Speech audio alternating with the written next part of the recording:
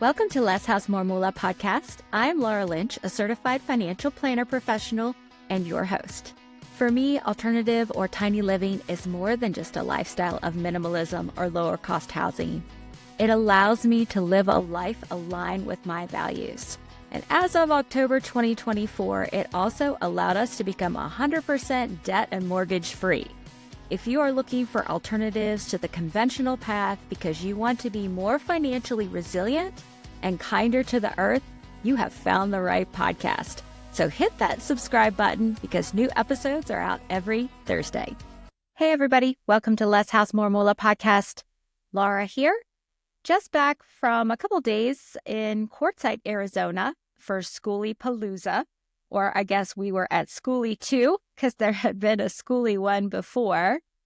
And I wanted to share with you 9 things that I noticed while driving from northern New Mexico and spending time in Quartzsite, Arizona, and then on the way back.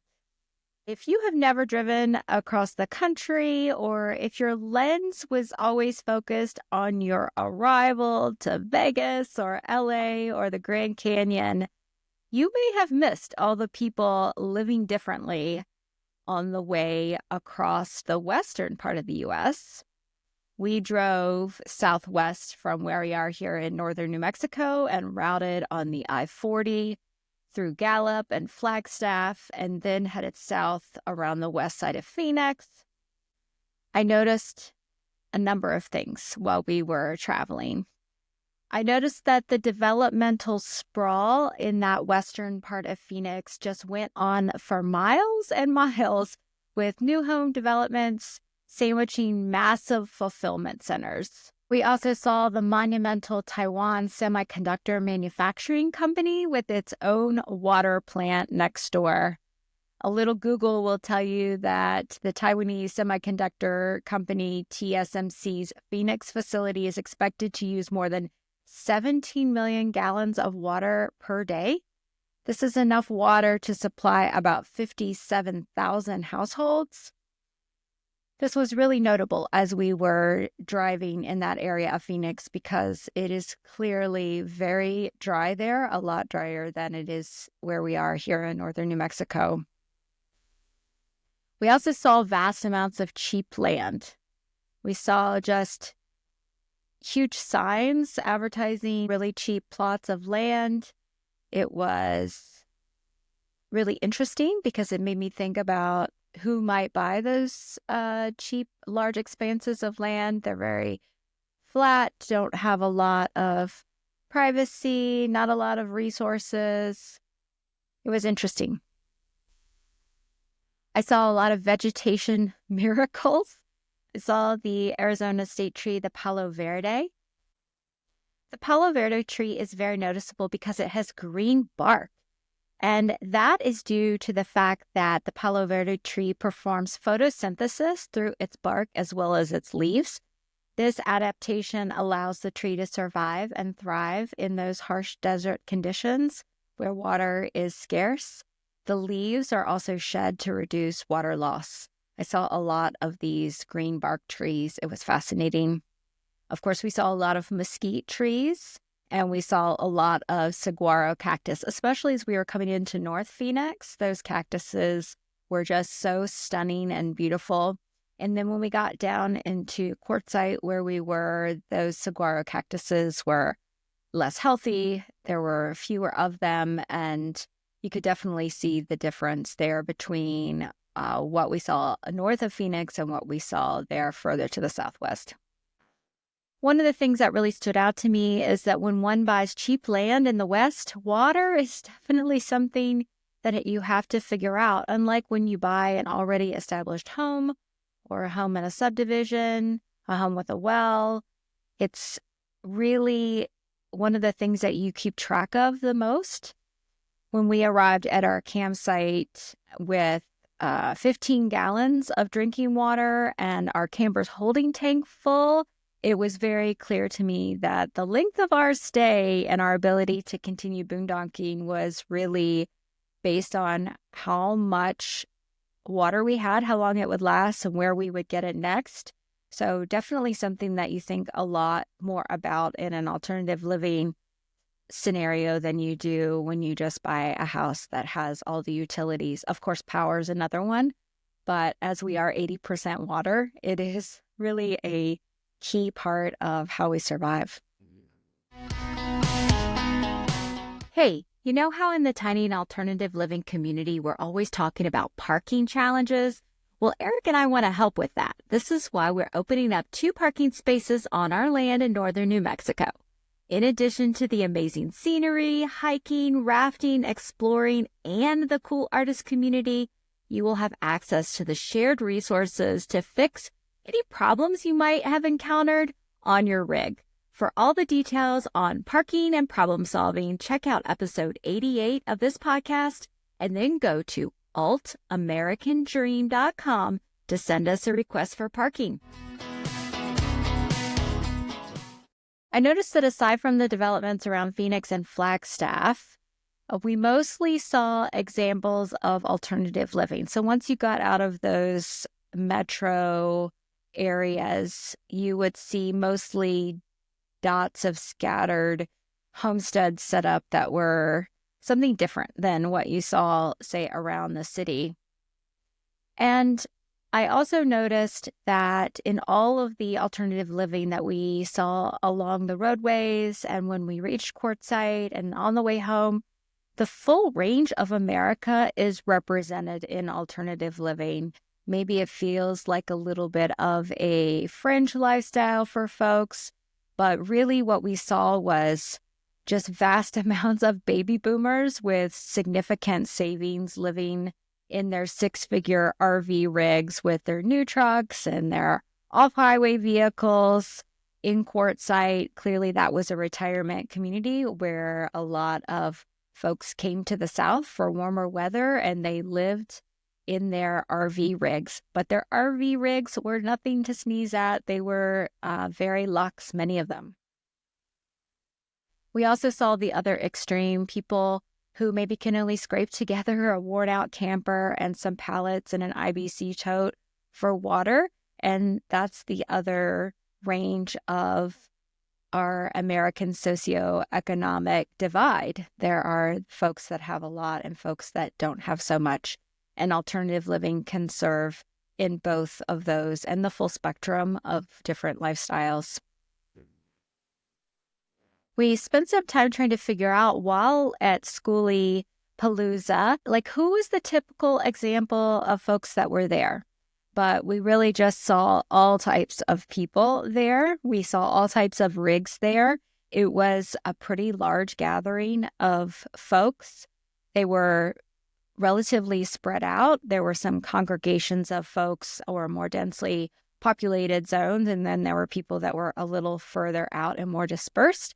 But we saw people in RVs. We saw people with truck campers like us. We saw converted buses. We saw people in tents.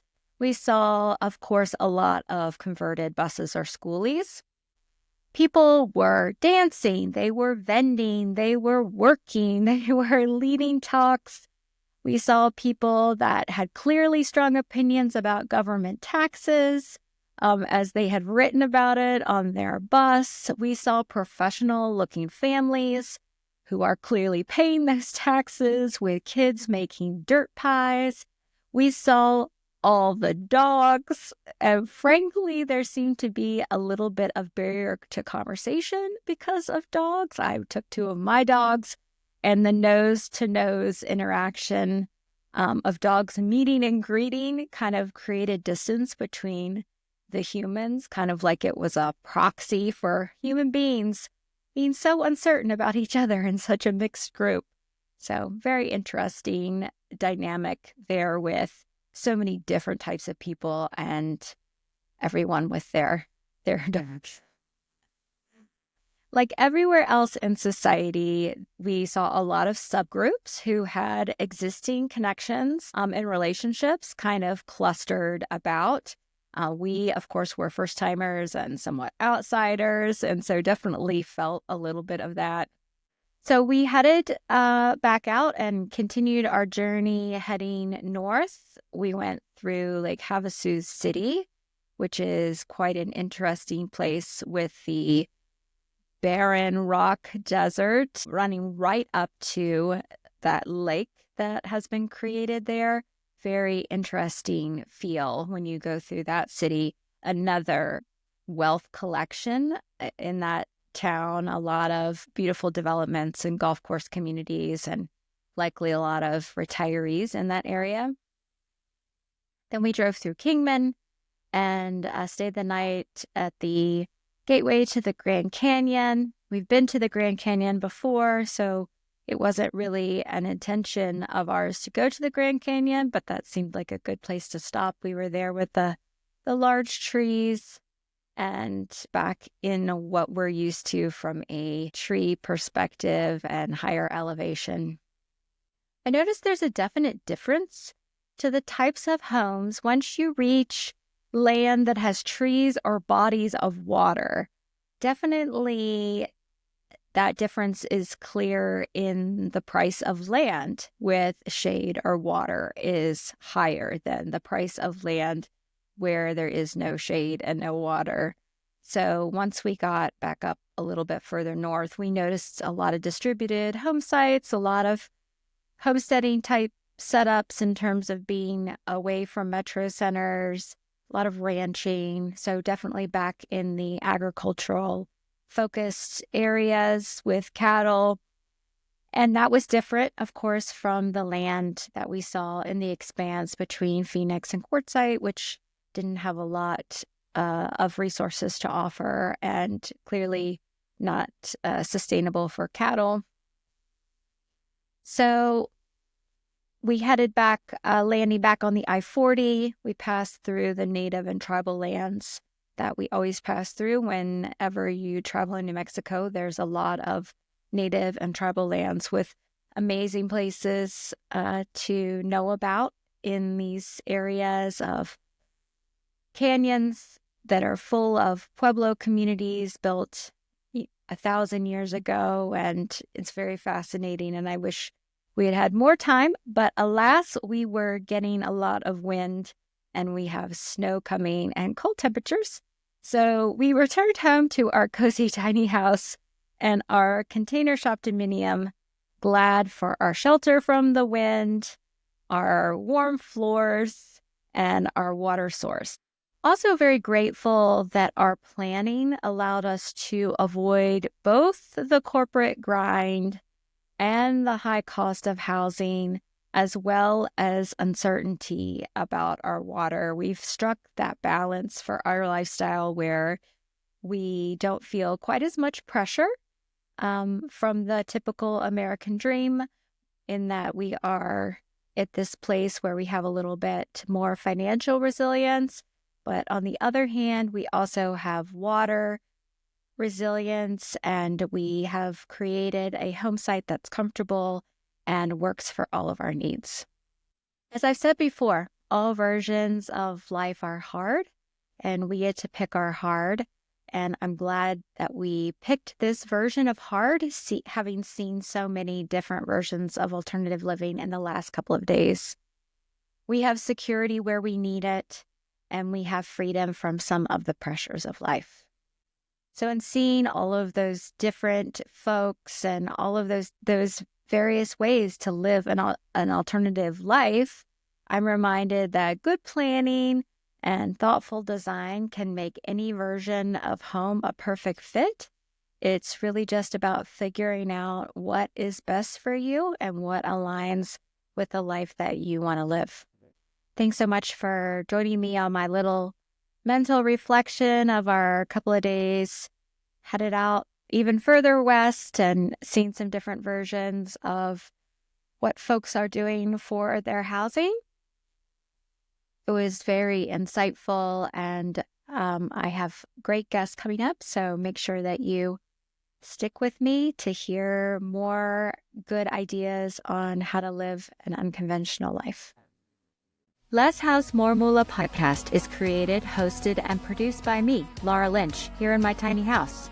I'm so grateful to you for being along on this journey with me. We are not alone in wanting to live a life that is more gentle on our earth and provides us with financial freedom. So when you have a conversation with someone else considering what alternatives are out there, Make sure you share this podcast with them. Let's bring them along with us. Please see the show notes for an important disclosure regarding the Tiny House Advisor LLC in this episode.